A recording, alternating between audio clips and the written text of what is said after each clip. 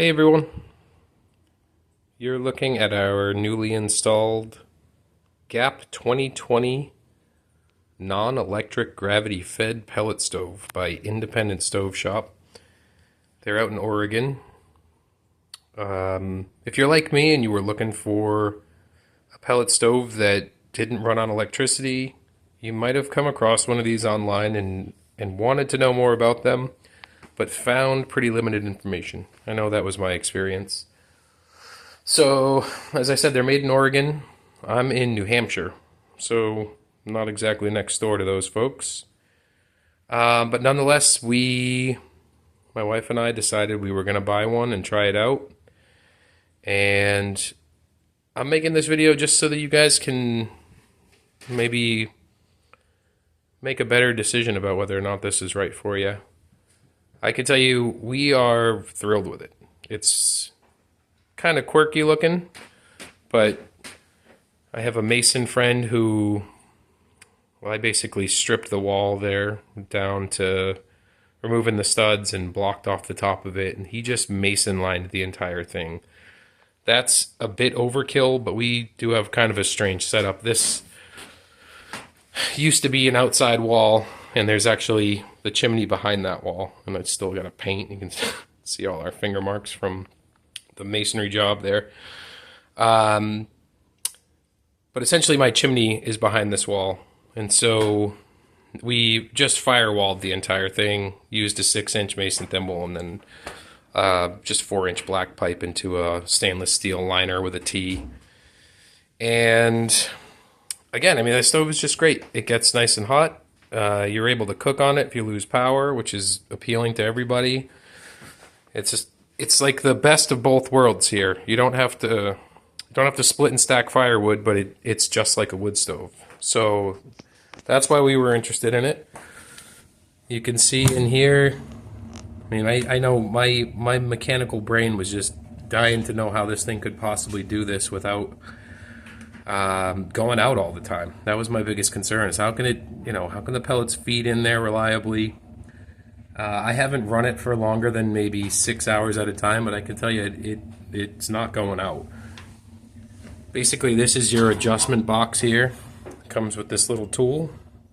You can see this lever here. Right now this is in the high position, but if you wanted to turn it down, you basically just drop this out of here and you're able to move it over these different positions. So this would be like a medium heat. Those notches over on the left would be for a lower heat, and that's essentially just letting more or less pellets fall into this burn chamber here. So no issues there going out. I had this on medium a little while ago, so getting up to when it's on higher heat, those flames are licking the top of the glass here and curling around. It is able to be vented vertically.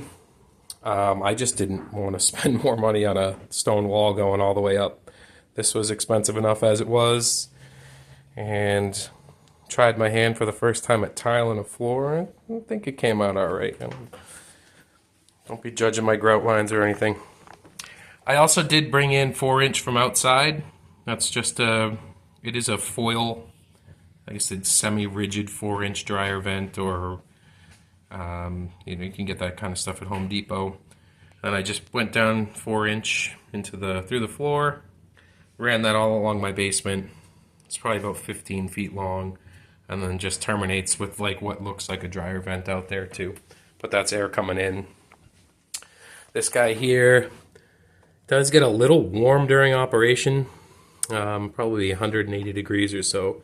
But if you wanted to shut the stove off, you simply slide this thing in, and now it has stopped the pellets from being able to fall through the box here. So there are some quirky things. Depending on the moisture content of your pellets, you'll see that they actually steam and sweat against the lid here. You can actually see the latch is already starting to get a little bit rusty. And they do have like a rubber O-ring here, which is interesting. I don't know if they want to keep that sealed or if it might have a potential to let smoke out when you're starting it or something. But I mean, these do get warm, but nothing crazy. That latch is tight. But really simple machine. Like I said, we've been really happy with it. And if you're considering getting one, I would do it. It's a neat machine. Looking forward to staying toasty on this and being able to cook and heat up water and do whatever. I'm looking to get one of those non-electric heat fans for the top of this thing as well. But so far on high heat, I've registered like 450 on the cook surface there, or on the top of the stove. The glass seems to get well over 900 to 1,000 degrees. Definitely cranks. And like I said, normally the flame's much higher. I'm sure in a few minutes it's going to start coming up here. And to start it, I did find a video about that, but you notice that little port that's right here. You just basically set that thing in the high position like it's at now. You can use a map torch or one of the little blue torches. You just stick the nozzle in there, fire it up. It is a little smoky when you first start it. You got to get a little draft going through, and probably a minute or two with the torch, and the thing gets right going. But feel free to ask questions if you got them. I'd be happy to answer them. And I hope you have a wonderful day, night, wherever you are. Thanks.